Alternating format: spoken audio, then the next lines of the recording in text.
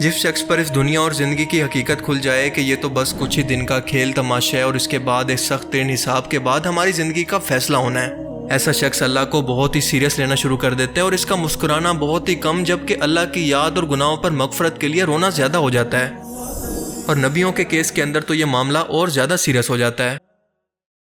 حضور نبی کریم صلی اللہ علیہ وآلہ وسلم کی زندگی دنیا کے تمام انسانوں کے لیے ایک مثال ہے، اور حدیث شریف کے اندر آتا ہے جس کا مفہوم ہے کہ ایک بار آپ صلی اللہ علیہ وآلہ وسلم چند صحابہ کے پاس سے گزرے، آپ نے انہیں دیکھ کر فرمایا کہ جو کچھ آخرت سے متعلق میں جانتا ہوں اگر وہ حقیقت تم پر کھل جائے تو تم ہنسنا چھوڑ کر ہر وقت روتے رہو گے۔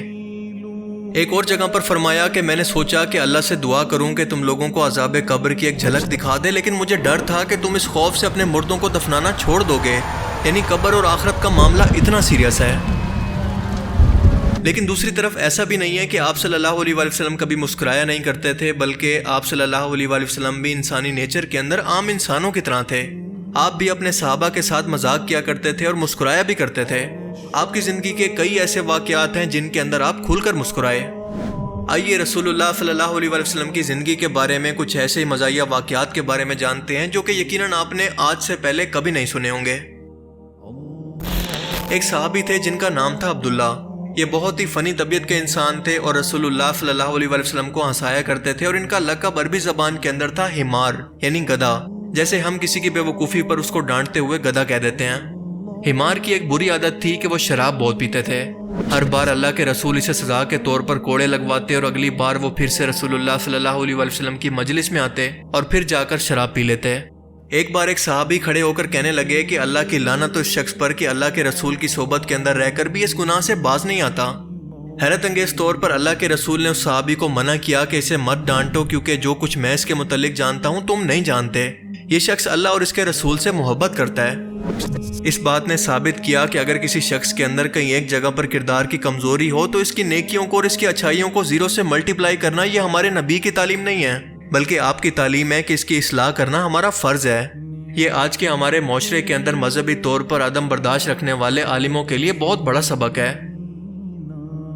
جامعہ ترمذی کے اندر ایک حدیث ہے کہ ایک صحابی نے رسول اللہ صلی اللہ علیہ وسلم کے پاس آ کر فرمایا کہ اے اللہ کے رسول مجھے ایک سواری دے دیں۔ آپ نے حکم دیا کہ اسے اونٹنی کا بچہ دے دو۔ ان صحابی نے یہ سن کر جواب دیا کہ اے اللہ کے رسول میں اس بچے کا کیا کروں گا، مجھے تو سواری چاہیے۔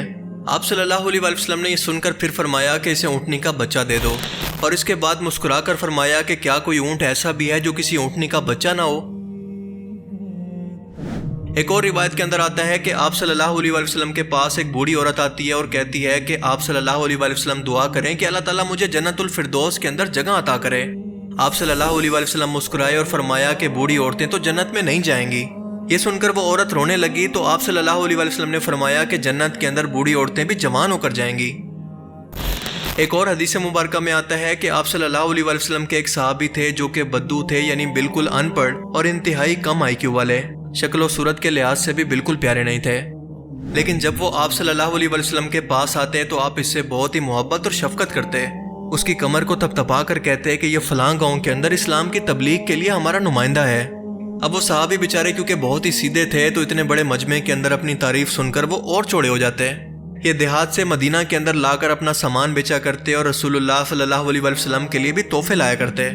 ایک بار اسی طرح سے بازار کے اندر کھڑے وہ اپنا سامان بیچ رہے تھے کہ آپ صلی اللہ علیہ وسلم نے اسے پیچھے سے جا کر اس کی آنکھوں پر ہاتھ رکھ کر ان کو پکڑ لیا۔ وہ ڈرنے لگے اور کہنے لگے کہ مجھے چھوڑ دو، مجھے چھوڑ دو۔ لیکن جب انہوں نے دیکھا کہ یہ آپ صلی اللہ علیہ وسلم ہیں تو اپنے ہاتھوں کو آپ کے پیٹ کے گرد لپیٹ لیا اور آپ سے محبت کی وجہ سے اسی طرح سے آپ سے چمٹ گیا۔ آپ صلی اللہ علیہ وسلم نے مذاق میں فرمایا کہ کون ہے جو کہ میرے اس غلام کو خریدے گا؟ وہ صحابی بولے کہ اے اللہ کے رسول آپ کا یہ غلام بہت ہی بد شکل ہے، آپ کو اس کی بہت ہی کم قیمت ملے گی۔ آپ نے فرمایا کہ تو لوگوں کی نظر کے اندر خوبصورت نہیں ہے، لیکن اپنے ایمان کی وجہ سے اللہ کی نظر کے اندر بہت ہی خوبصورت ہے۔ شمائل ترمذی کے اندر ایک حدیث ہے کہ غزوہ خندق کے موقع پر جب سامنے کفار مکہ خندق کے دوسری طرف حملہ کے لیے تیار بیٹھے تھے، آپ صلی اللہ علیہ وسلم نے حضرت سعد سے فرمایا جو کہ آپ کے ماموں تھے کہ اے سعد میرے ماں باپ آپ پر قربان ہو، ان کافروں پر تیر چلاؤ۔ حضرت سعد رضی اللہ تعالیٰ عنہ نے تیر چلانے شروع کیے تو ایک کافر بار بار اپنی ڈھال سے ان کو روک لیتا۔ کچھ دیر وقفہ ہوا تو اس نے یہ دیکھنے کے لیے کہ اچانک سے تیر آنا اس کی طرف بند کیوں ہو گئے، جیسے اس نے سر اوپر نکالا تو ویسے ہی تیر اس کے ماتھے پر لگا اور وہ وہیں پر ڈھیر ہو گیا۔ یہ منظر دیکھ کر آپ صلی اللہ علیہ وآلہ وسلم اتنا مسکرائے کہ آپ کی داڑھیں بھی دکھائی دینے لگیں۔ آپ صلی اللہ علیہ وآلہ وسلم کا فرمان ہے کہ میں ایک بار نماز پڑھ رہا تھا تو جبرائیل میرے پاس سے گزرے اور مجھے دیکھ کر ہنسنے لگے تو میں بھی انہیں دیکھ کر مسکرانے لگا۔ حضرت علی کو ایک بار یمن بھیجا گیا تو وہاں پر آپ کے پاس ایک مشکل ترین مقدمہ آیا۔ ایک عورت پیش ہوتی ہے جس نے ایک ہی ماہ کے اندر 3 مردوں کے ساتھ رات گزاری تھی اور اس کے ہاں ایک بچے کی پیدائش ہوئی۔ حضرت علی نے یہ فیصلہ کیا کہ اس بچے کی دیت یعنی گناہ کے کفارہ کے بدلے مال دینا اس کے 3 حصے کیے اور پھر قرعہ یعنی پرچی ڈالی۔ جس شخص کے نام قرعہ نکلا بچہ اس کے حوالے کر دیا، جبکہ باقی پوری دیت کو 2 حصوں میں تقسیم کر کے باقی 2 لوگوں کو یہ رقم ادا کرنے کا حکم دیا۔ جب آپ صلی اللہ علیہ وآلہ وسلم کو اس فیصلہ کی خبر ہوئی تو آپ یہ سن کر بہت مسکرائے۔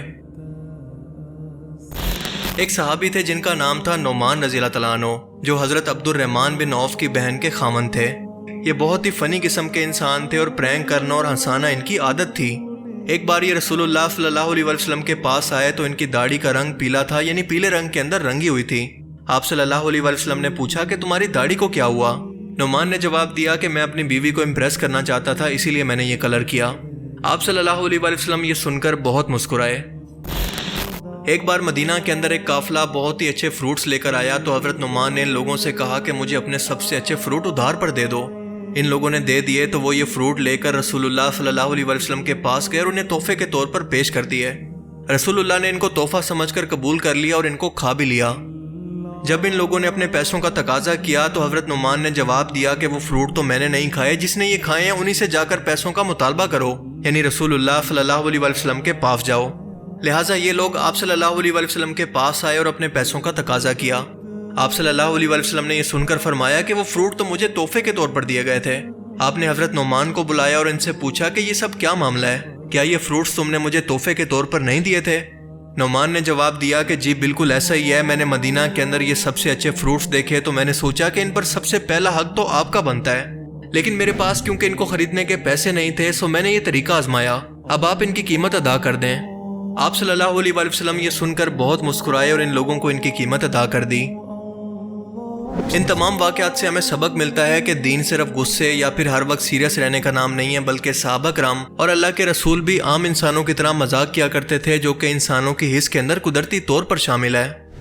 اللہ تعالیٰ سے دعا ہے کہ وہ ہمیں نبی پاک صلی اللہ علیہ وآلہ وسلم اور ان کے صحابہ کی سنت پر چلنے کی توفیق عطا فرمائے۔ آمین۔